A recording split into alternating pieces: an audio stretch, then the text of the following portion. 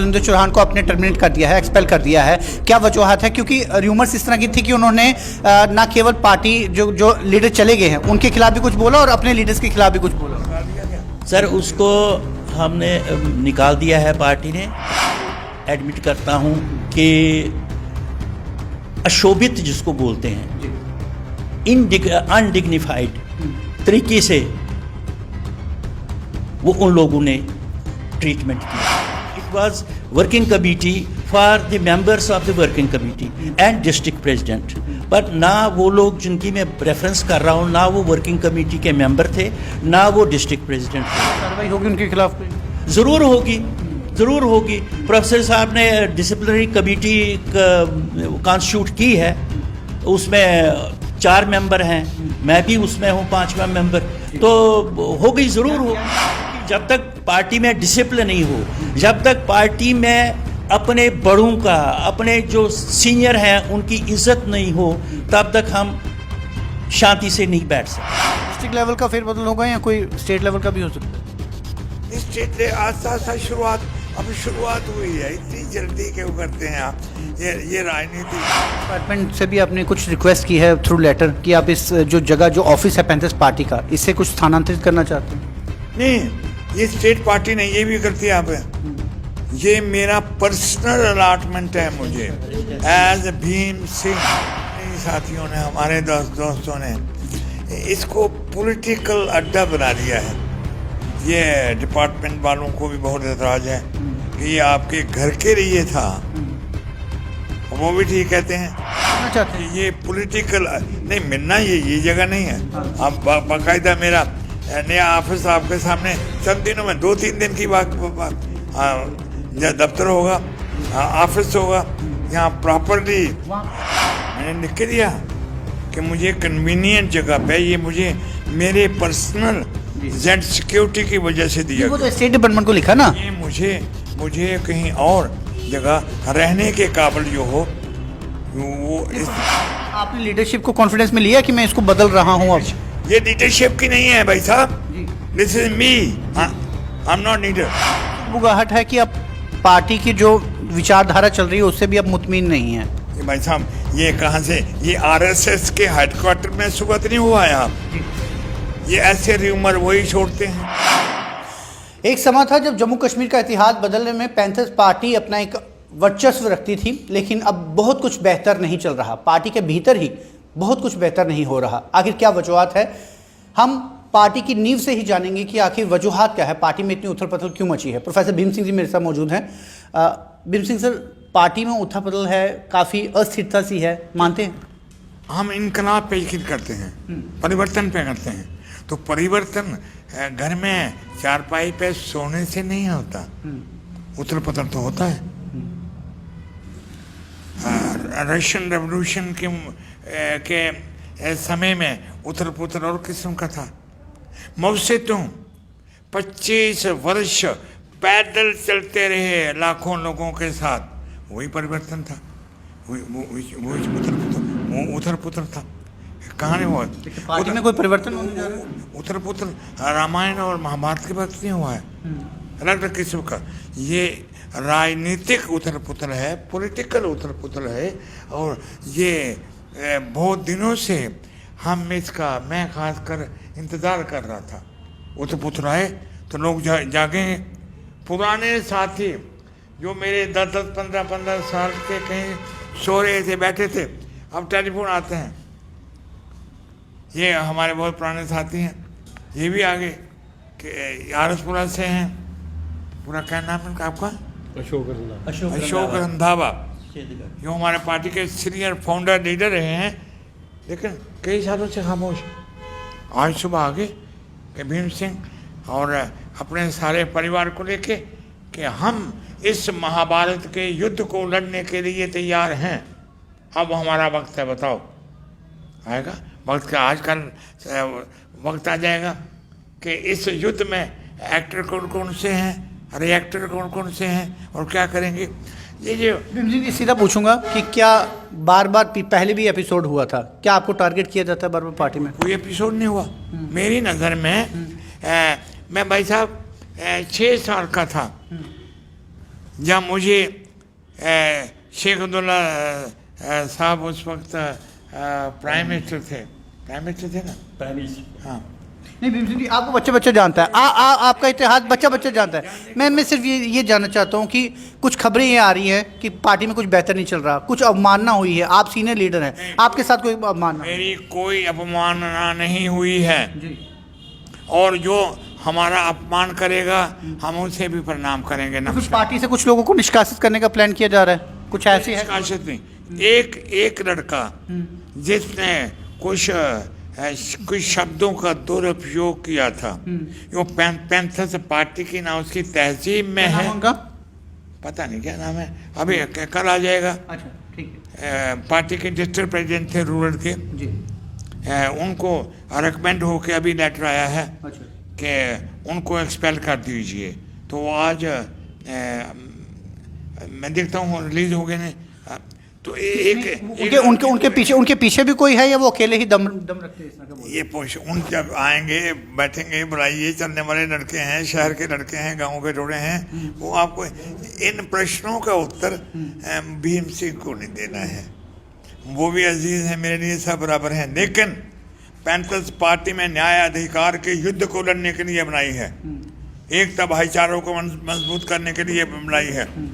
Panthers party किसानों, नौजवानों और सड़क पे जमीन कूटने वाले लोगों की बनाई है। प्रोफेसर साहब, सिर्फ डिस्ट्रिक्ट लेवल का फेरबदल होगा या कोई स्टेट लेवल का भी हो सकता है? नहीं, स्टेट आस्ता शुरुआत हुई है, इतनी जल्दी क्यों करते हैं आप? ये राजनीति है, ये तलवार से काम नहीं करती, ये आस्ता से कलम से, कभी कभी उस कलम में स्याही भी नहीं होती है लेकिन काम करती है। तो इसलिए पिछले 5 से 10 सालों में पार्टी का ग्राफ डाउन हुआ है, या आप समझते हैं कि पार्टी ठीक चल रही थी, या आपको लगता है नहीं ठीक नहीं चली? हालात नहीं थे, बंदूक ली जाती है, किस किस्म का सामान लिया जाता है युद्ध करने के लिए, वो 20वीं सदी की लड़ाई है या 19वीं की है या घर की है या डोमेस्टिक है, ये डिपेंड करता है on the nature of war, किसके साथ युद्ध कर रहे हैं आप। प्रोफेसर साहब, एक हमें ये भी इन्फॉर्मेशन मिली है कि स्टेट डिपार्टमेंट से भी आपने कुछ रिक्वेस्ट की है थ्रू लेटर कि आप इस जो ऑफिस है पैंथर्स पार्टी का, इससे कुछ स्थानांतरित करना चाहते हैं? नहीं, ये स्टेट पार्टी नहीं, ये भी करती है आप, ये मेरा पर्सनल अलॉटमेंट है मुझे एज भीम सिंह। मैं जेड कैटेगरी में हूँ और मुझे जेड कैटेगरी के बहाने या उसके बेस पे ये मकान मिला था। बदलना चाहते हैं मकान? नहीं, हमने कहा कि ये ज़्यादा हमारे ही साथियों ने, हमारे दोस्तों ने इसको पॉलिटिकल अड्डा बना दिया है। ये डिपार्टमेंट वालों को भी बहुत एतराज़ है कि ये आपके घर के लिए था, और वो भी ठीक कहते हैं। मैं यहाँ रह भी नहीं पाया क्योंकि आप जानते हैं, आप 24 घंटे आते जाते हैं। तो ये बदलना चाहते हैं? ये पॉलिटिकल नहीं मिलना, ये जगह नहीं है। अब बाकायदा मेरा नया ऑफिस आपके सामने चंद दिनों में 2-3 दिन की बात, दफ्तर होगा, ऑफिस होगा, यहाँ प्रॉपरली आपको ट्रीट। लीडर भी नए होंगे या पुराने भी होंगे? नहीं, लीडर सब होंगे। नया ऑफिस है ना भाई साहब, पुराने के बगैर नई खिचड़ी नहीं पकती है, और नई खिचड़ी तब बनती है आज किस्म का नमक उसमें कैसे हो, सब्जी कैसे हो, मसाला कैसे हो। आज की और पिछले कल की सब्जी में मिलजुल के नमक मसाला डालना पड़ता है ना। क्या पुराने लीडर्स ने सहमति भरी है कि इसको आप चेंज कर लें? पार्टी 40 साल की है कुल जी। मैं नहीं कहूँगा पुराने हैं, पुराना तो मैं ही हूँ। नहीं, ये आपने तो दरख्वास्त दी है, लेकिन जिस तरह से आपने बोला कि पॉलिटिकल अड्डा बनाया है, जो हमने किसी को दरख्वास्त नहीं दी। नहीं, हमने कहा मुझे गतिविधियां यहाँ से चलती पैंथर्स पार्टी की, तो क्या उनकी रजामंदी ली है कि इसको चेंज किया जाए? मैंने लिख के दिया कि मुझे कन्वीनियंट जगह पे, ये मुझे मेरे पर्सनल जेड सिक्योरिटी की वजह से दिया। वो तो स्टेट डिपार्टमेंट को लिखा ना। ये मुझे कहीं और जगह रहने के काबिल जो हो वो। प्रोफेसर साहब, क्या आपने लीडरशिप को कॉन्फिडेंस में लिया कि मैं इसको बदल रहा हूँ? अब ये लीडरशिप की नहीं है भाई साहब, this is me, I am not leader. मैं तो छोटा सा मुलाजिम हूँ अपनी पार्टी का, एक सर्विस पे हूँ। मैं घर में लीडर नहीं हूँ, मैं लीडर के बाहर भी नहीं हूँ। मैं इस तरह की सुगबुगाहट है कि अब पार्टी की जो विचारधारा चल रही है उससे भी अब मुतमिन नहीं है। ये भाई साहब, ये कहाँ से, ये आरएसएस के हेडक्वार्टर में सुबह नहीं हुआ है आप जी ये ऐसे र्यूमर वही छोड़ते हैं जी और या दूसरे पहले कांग्रेसी छोड़ा करते थे, लेकिन कांग्रेस का काम क्योंकि आंकलन किया जा सकता है ना। आप कह रहे हैं कि पार्टी में बड़ा फेरबदल होने जा रहा है जब कार्यालय बदलने जा रहे हैं। मैंने कोई नहीं कहा। अब पार्टी में नए चुनाव होंगे, नए इलेक्शन होंगे, हेर फेर कैसे नहीं। पार्टी को अब 23 मार्च को पार्टी की बहुत जबरदस्त मीटिंग होगी। आपके पास वापस आऊंगा, गंजू साहब से पूछूंगा। गंजू साहब क्योंकि मंजे हुए खिलाड़ी हैं प्रोफेसर भीम सिंह साहब, शब्दों को आसानी से बाहर नहीं निकलने देंगे। सुरेंद्र चौहान का भी प्रेस रिलीज आ गया है, सुरेंद्र चौहान को अपने टर्मिनेट कर दिया है, एक्सपेल कर दिया है। क्या वजूहत है? क्योंकि र्यूमर्स इस तरह की थी कि उन्होंने ना केवल पार्टी जो लीडर चले गए हैं उनके खिलाफ भी कुछ बोला और अपने लीडर्स के खिलाफ भी कुछ बोला। सर उसको हमने निकाल दिया है पार्टी ने, क्योंकि उसने काफ़ी ऑब्जेक्शनेबल कुछ कमेंट्स पास किए प्रेस कॉन्फ्रेंस में, और कुछ ऑफिस बेयरर्स का नाम लेकर, और कईयों के मतलब जो क्वेश्चन उठाए जिनका कोई पॉलिटिक्स या समाज से या लोगों के साथ कोई कनेक्शन नहीं है। वो एक इंटेंशनल कमेंट्री थी उस महाशय की। वो कोई इतना कोई एक डिस्ट्रिक्ट प्रेसिडेंट अपने दम पर इस तरह कैसे कर सकता है? सर वो मैं नहीं कह सकता। हो सकता है उसको कोई चुक दी हो किसी ने, जिसको हम डोगरी में चुक बोलते हैं, तो किसी ने बाहर से ही अंदर से? नहीं, अंदर से ही। बाहर से कौन देगा? अंदर से ही होंगे जो उसके आका होंगे। वो आका कौन है क्या है वो तो वही जानता है। पर ये है कि वो जो है वो उनकी चुप पर आ गया। उसने ये नहीं सोचा कि भाई मैं पार्टी का लेटर हेड जिस पे लिखा है Jammu Kashmir national panthers party, मैं इस पर अगर उसको किसी के बारे में कंप्लेंट है तो वो एक प्लेन कागज़ पर दे। वो उसने पैंथर्स पार्टी के लेटर हेड पर क्यों कंप्लेंट दी, जिसके खिलाफ भी ABCD। अच्छा, और किसके खिलाफ दी? वो हमारा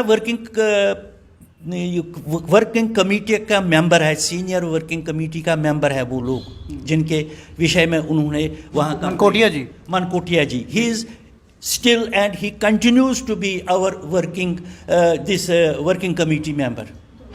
उन्होंने तो छोड़ दी शायद पार्टी? नहीं, छोड़ी नहीं है। वो एक आपके पास कोई लिखा? We have no written। आप प्रेस से हैं, मेरा लेटर पहुंच जाता है कि उसका कोई प्रेस रिलीज आया?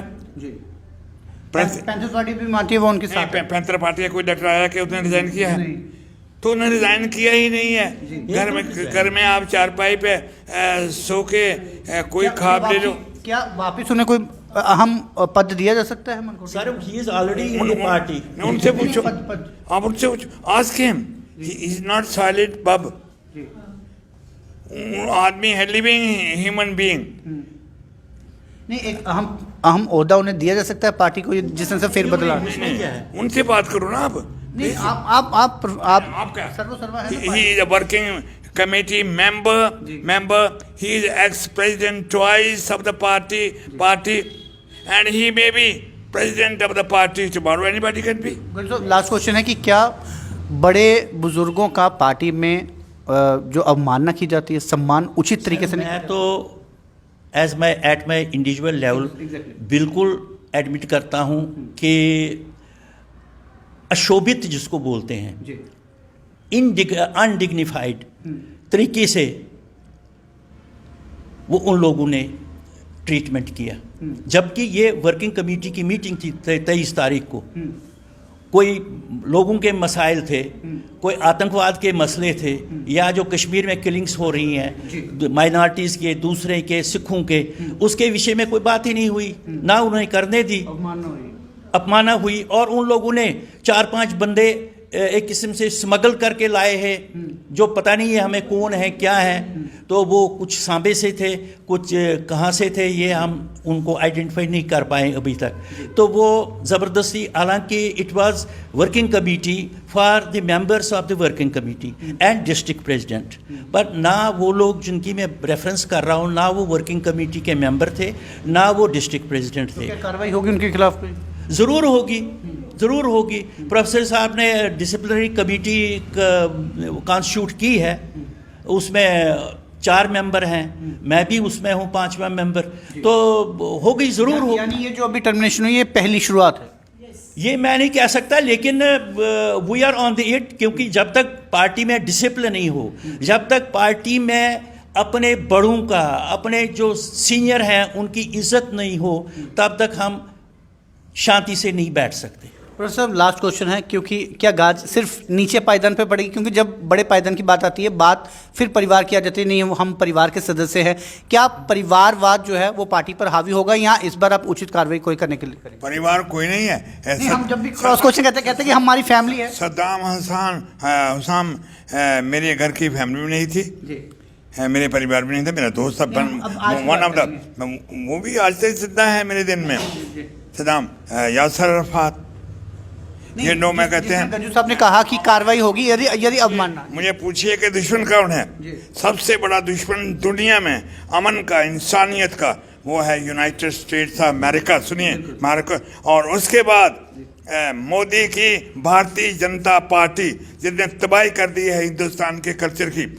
ये घर की बात करें ना, ये घर की है, ये मेरे घर के हैं। कोई घर नहीं है यहाँ। नहीं, जो गंजू साहब भी कह रहे हैं कि कुछ अवमानना हुई है बड़े बुजुर्गों की, वो गंजू साहब मेरे घर के हैं, नवाज साहब मेरे घर के हैं। नहीं, आप बात पे आइए ना। बिल्कुल, गंजू साहब ने बोला कि अवमानना हुई है बड़ों की, यदि वो परिवार के बीच में से सदस्य निकलते हैं। एल्डर्स मेरी उम्र, आई एम रनिंग 84। मेरे ये नौजवान जो हैं, ये मेरे ख्याल 80 भी कोई नहीं पहुंचा है। तो उस अंदाज में कह रहे थे गंजू साहब, तो आपको भी अप्रिशिएट करना चाहिए। मैं भी जर्नलिस्ट रहा हूँ 40 साल। सद्दाम हुसैन, अरफात जैसे लोगों को जाके पैलेस्टाइन में मैंने इंटरव्यू किया और दूरदर्शन कैरी करता था मेरे। ये नहीं, ये जो आप कर रहे हैं ना, मैं बहुत कर चुका हूँ।